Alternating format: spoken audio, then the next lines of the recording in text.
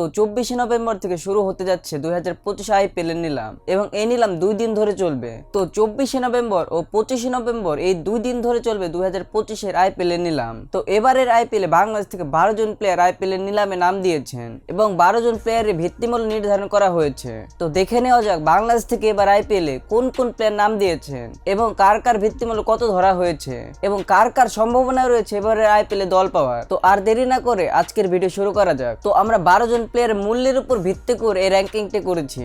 তো আমাদের লিস্টের নাম্বার 1 এ রয়েছে মুস্তাফিজুর রহমান এবং তার ভিত্তিমূল্য ধরা হচ্ছে 2 কোটি টাকা। তো আগের আইপিএল এ মুস্তাফিজুর রহমানের ভিত্তিমূল্য ছিল 2 কোটি টাকা এবং এই ভিত্তিমূল্যে তাকে চেন্নাই সুপার কিং দলে ভিড়িয়েছিল। তো এবারও তার ভিত্তিমূল্য সেমই রয়েছে। তো দেখা যাক কোন দল তাকে দলে ভিড়াতে চায় কিনা, কারণ মুস্তাফিজের রিসেন্ট টি-20তে পারফরমেন্স খুব একটা ভালো নয়। তো দেখা যাক কোন দল আগ্রহ দেখায় তাকে দলে ভিড়াতে। তো আমাদের লিস্টের 2 এ রেখেছি আমরা সাকিব আল হাসানকে। তো সাকিব আল হাসানের ভিত্তিমূল্য হচ্ছে 1 কোটি টাকা। তো 1 কোটি টাকার ভিত্তিমূল্যে বাংলাদেশে আরো 2 জন প্লেয়ারের নাম রয়েছে।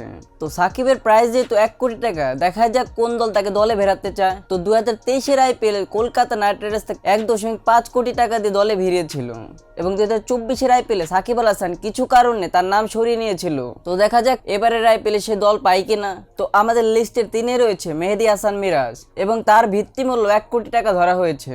তো আমরা সকলেই জানি সে ব্যাটিং এবং বোলিং দুইটাই ভালো করতে পারে। তো চিন্তার বিষয় হচ্ছে সে রিসেন্ট ইয়ারগুলোতে খুব একটা টি-20 ম্যাচ খেলেনি। তো তাই আমার মনে হয় না কোনো দল তার প্রতি আগ্রহ দেখাবে খুব একটা। তো কোনো কিছুই বলা যায় না, হয়তো বা কোনো দল তাকে দলে নিতেও পারে। তো সেটা তো আমরা অকশন দেখলেই বুঝতে পারবো।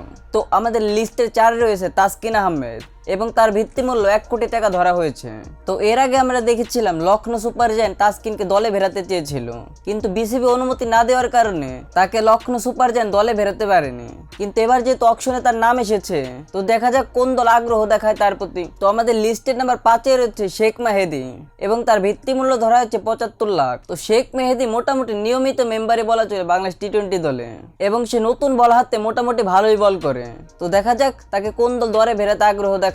তো আমাদের লিস্টে 6 নম্বরে রয়েছে হাসান মাহমুদ এবং তার ভিত্তিমূল্য 75 লাখ ধরা হয়েছে এবং এই ফাস্ট বোলার বাংলাদেশের হয়ে টেস্টে মোটামুটি ভালোই করছেন, কিন্তু টি-20 ফরম্যাটে তাকে খুব একটা দেখা যায় না। তো তাই আমার মনে হয় না খুব একটা দল তার প্রতি আগ্রহ দেখাবে, আবার হয়তো বা আগ্রহ দেখাতেও পারে কারণ ফাস্ট বোলার বলে কথা। তো আমাদের লিস্টের 7 এ রয়েছে রিশাদ হোসেন এবং তার ভিত্তিমূল্য ধরা হচ্ছে 75 লাখ। তো এই লেগ স্পিনার বাংলাদেশের হয়ে টি-20 ওয়ার্ল্ড কাপে ভালোই বোলিং করেছে, কিন্তু টি-20 ওয়ার্ল্ড কাপের পরে তাকে খুব একটা ছন্দে দেখা যায়নি এবং লেগ স্পিন ডিপার্টমেন্টে অনেক বড় বড় নাম রয়েছে। তো দেখাই যাক তাদের মধ্যে থেকে রিশাদ হোসেন কোনো দল পায় কিনা। তো আমাদের লিস্টের 8 নম্বরে রয়েছে তানজিম সাকিব এবং তার ভিত্তিমূল্য 75 লাখ ধরা হয়েছে। তো তানজিম সাকিব ভারতের সাথে 3 ম্যাচের টি-20 সিরিজে 5 উইকেট তুলে নিতে সক্ষম হয়েছিলেন, কিন্তু সেই ম্যাচগুলোতে সে অনেক বেশি এক্সপেন্সিভও ছিল। কিন্তু এর আগে আমরা দেখেছি ভারতের সাথে খেলা হলে এবং সেই খেলায় যদি কেউ ভালো করে তাহলে আমরা দেখেছি দলগুলো আগ্রহ দেখায় প্লেয়ারদের উপর। তো দেখা যাক কোন দল তার উপর আগ্রহ দেখায় কিনা। তো আমাদের লিস্টের নাম্বার 9 এ রয়েছে তৌহিদ হৃদয় এবং তার ভিত্তিমূল্য 75 লাখ ধরা হয়েছে।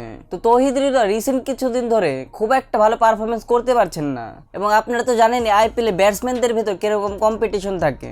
তো দেখাই যাক সে কোনো দল পায় কিনা। তো আমাদের লিস্টের নাম্বার 10 এ রয়েছে শরীফুল ইসলাম এবং তার ভিত্তিমূল্য 75 লাখ ধরা হয়েছে। তো রিসেন্ট কয়েক বছরে শরীফুল ইসলাম বাংলাদেশের বোলিং লাইন আপে গুরুত্বপূর্ণ ভূমিকা পালন করে যাচ্ছেন, আর যেহেতু সে বাহাতি বোলার আর আইপিএল বাহাতি বোলারদের কম্পিটিশন খুব একটা নেই বললেই চলে, তো আমার মনে হয় সে দল পেলেও পেতে পারে। তো আমাদের লিস্টের নাম্বার 11 তে রয়েছে নাহিদ রানা এবং তার ভিত্তিমূল্য 75 লাখ ধরা হয়েছে এবং সে বর্তমান সময়ে বাংলাদেশ সবচেয়ে গতিময় বোলার বললে ভুল হবে না। তো আমরা আফগানিস্তান সিরিজেও তাকে ভালো বোলিং করতে দেখেছি এবং 140 কিলোমিটারের উপর গতিতে বল করতেও দেখেছি আমরা তাকে, কিন্তু যেহেতু সে এখন পর্যন্ত টি-20তে ডেবিউ করতে পারেনি, হয়তো বা দলগুলো তার উপর আগ্রহ নাও দেখাতে পারে। তো আমাদের লিস্টের 12 তে রয়েছে লিটন কুমার দাস এবং তার ভিত্তিমূল্য 75 লাখ ধরা হয়েছে। তো 2023 এ তাকে 50 লাখ দিয়ে কলকাতা দলে ভিড়িয়েছিল, কিন্তু তাকে 1 ম্যাচের বেশি দলে দেখা যায়নি।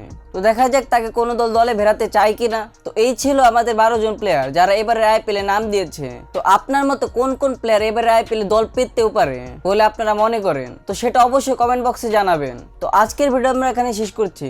তো সবাই ভালো থাকবেন, নিজের খেয়াল রাখবেন এবং স্পোর্টসের সাথেই থাকবেন।